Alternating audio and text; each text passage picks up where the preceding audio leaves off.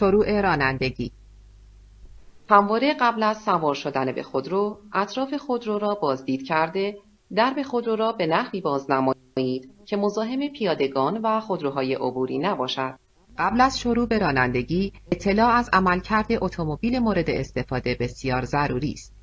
شما باید نزدیک شدن و سوار شدن صحیح به اتومبیل و همچنین باز کردن درب و نشستن اصولی را دانسته و با تمامی وسایل هدایت و کنترل اتومبیل خود آشنایی داشته باشید. ابزارهای کنترل: آشنایی کامل با گاز، ترمز، کلاج،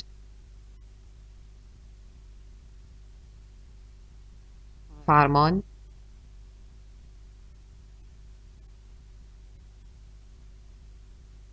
دنده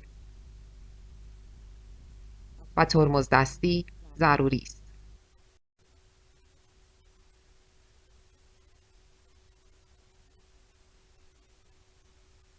تنظیم صندلی: با استفاده از اهرم مخصوص صندلی را آزاد کرده و آن را در وضعیتی قرار دهید تا به فرمان تسلط کامل داشته باشید.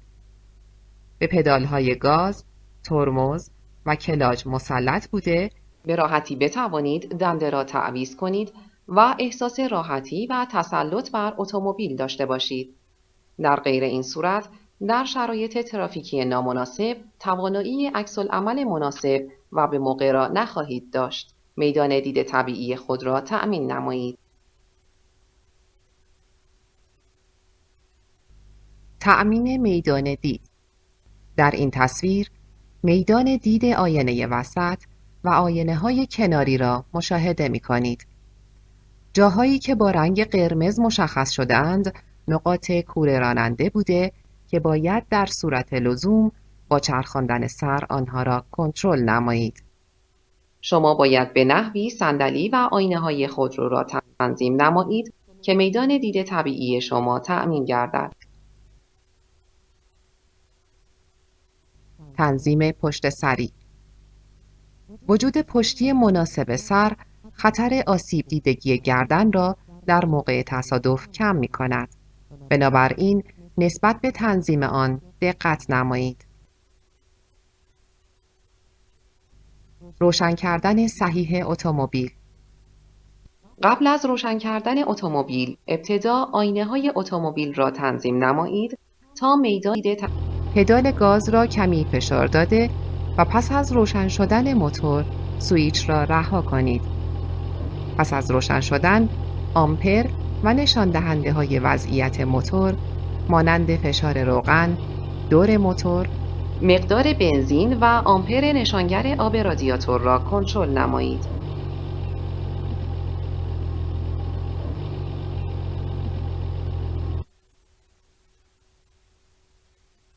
بر اساس قانون نحوه رسیدگی به تخلفات، بستن کمربند ایمنی برای رانندگان و کلیه سرنشینان انواع خودروهای در حال حرکت در کلیه راه‌ها و همچنین استفاده از کلاه ایمنی استاندارد برای رانندگان و ترکنشینان هر نوع موتورسیکلت اجباری است. با متخلفان برابر جریمه پیش‌بینی شده در جدول جرایم رانندگی برخورد می‌شود. کمربند ایمنی به گونه‌ای ساخته شده است تا در زمان توقف ناگهانی مانع از پرتاب شدن راننده به سمت جلو گردد.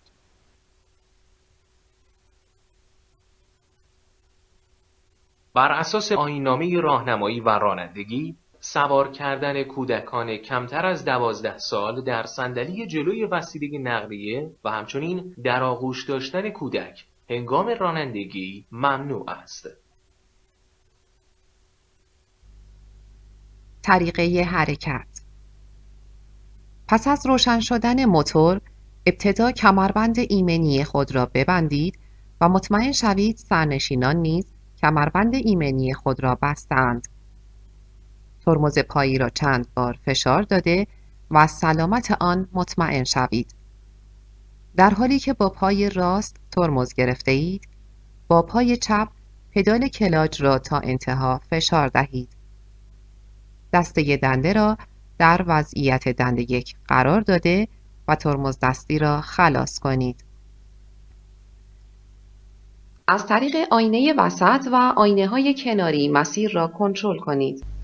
برای آگاهی سایر رانندگان، چراغ راهنمایی اتومبیل را روشن کنید. ترمز را رها کرده و پدال گاز را همزمان با رها نمودن تدریجی پدال کلاچ فشار دهید و با رعایت حق تقدم عبور سایر وسایل نقلیه در حال حرکت از پارک خارج شوید. چگونه ترمز کنیم؟ در زمان استفاده از ترمز، پاشنه پا را روی کف اتومبیل بگذارید. با رعایت حق تقدم عبور به سمت وسط خیابان حرکت کنید. از رسیدن به خط وسط راه، سمت راست را نگاه کرده و سپس با رعایت حق تقدم وسایل نقلیه‌ای که در آن مسیر قرار دارند، زدن را تکمیل نمایید. روش دست روی دست. این روش برای دور زدن، پارک کردن و یا مواقعی که باید از تمام زاویه چرخ‌های اتومبیل استفاده شود، به کار برده می شود. در این روش همواره یک دست روی فرمان قرار دارد و میدان دید راننده از بین نمی رود. در ابتدا دست‌های شما در موقعیت 3 و 9 هستند. شروع به چرخش فرمان به سمت چپ نمایید. با دست راست به بالا و با دست چپ به پایین و راست فشار دهید. دست چپ را از روی دست راست عبور دهید و فرمان را بگیرید. در زمانی که با دست چپ مشغول کشیدن فرمان هستید، دست راست را آزاد کنید و به سمت راست فرمان بیاورید.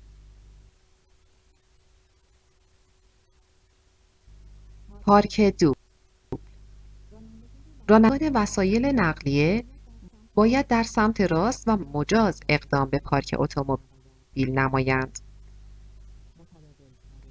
متداول ترین نوع پارک دوبل است که در ادامه به تشریح آن می‌پردازیم.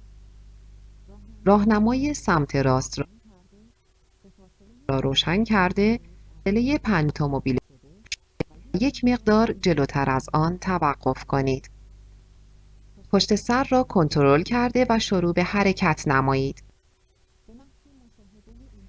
به محض مشاهده انتهای اتومبیل از شیشه در فرمان را کاملا به سمت راست بچرخانید. وقتی از وسط شیشه درب جلوی سمت راست عقب اتومبیل پارک شده را مشاهده کردید، فرمان را کاملا به چپ چرخانده و همزمان شروع به حرکت به عقب نمایید. فرمان را به حالت مستقیم برگردانید و در وسط محل پارک قرار بگیرید. دقت نمایید. فاصله مناسب 1 متر از جلو، 1 متر از عقب و 45 سانتی متر از جبل می باشد.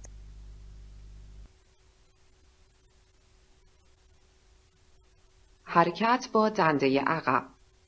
بر طبق ماده 155 آیین‌نامه راهنمایی و رانندگی، به عقب راندن وسیله نقلیه در آزادراه‌ها و بزرگراه‌ها و ورودی و خروجی آنها ممنوع میباشد. در راه‌های دیگر به هنگام ضرورت با احتیاط کامل برای پرهیز از وقوع هر گونه حادثه و بسته شدن راه عبور وسایل دیگر مجاز است. کامل ببیند. از این رو حرکت با دنده عقب خطرناک است. از آنجایی که خطر تصادف در هنگام عقب آمدن بیشتر است، نباید بدون بررسی کامل و دقیق پشت وسیله نقلیه اقدام به حرکت کنید. حتی الامکان از حرکت با دنده عقب خودداری کنید و از فردی به عنوان کمک راننده استفاده کنید. زمانی که با دنده عقب حرکت می کنید، باید سر و بدن را برگردانید تا میدان دید شما از شیشه عقب اتومبیل تنظیم گردد.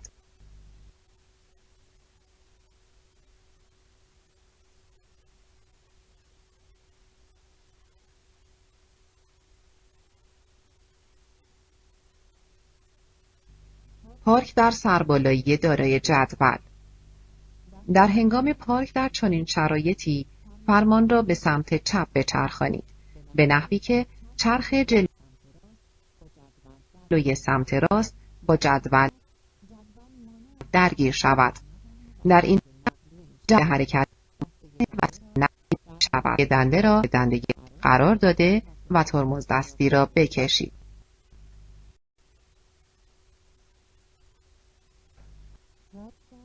زیری دارای جدول. هنگام پارک در این شرایط فرمان را به سمت راست بچرخانید به نحوی که چرخ جلوی سمت راست با جدول درگیر شود. در این حالت نیز جدول مانع به حرکت درآمدن وسیله نقلیه می شود. در حالت قرار داده و ترمز دستی را بکشید.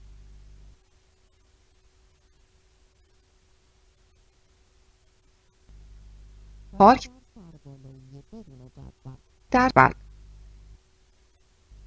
در این شرایط فرمان را به سمت راست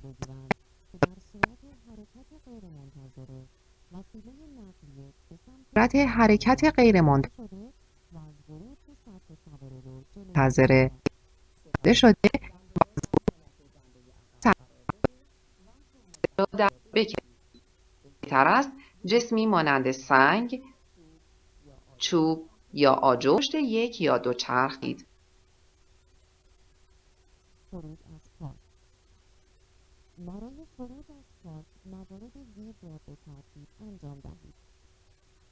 خروج از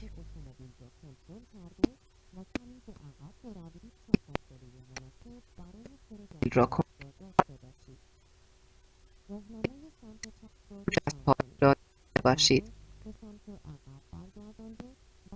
کنید. تقدم عبور وسایل نقلیه در حال حرکت از پا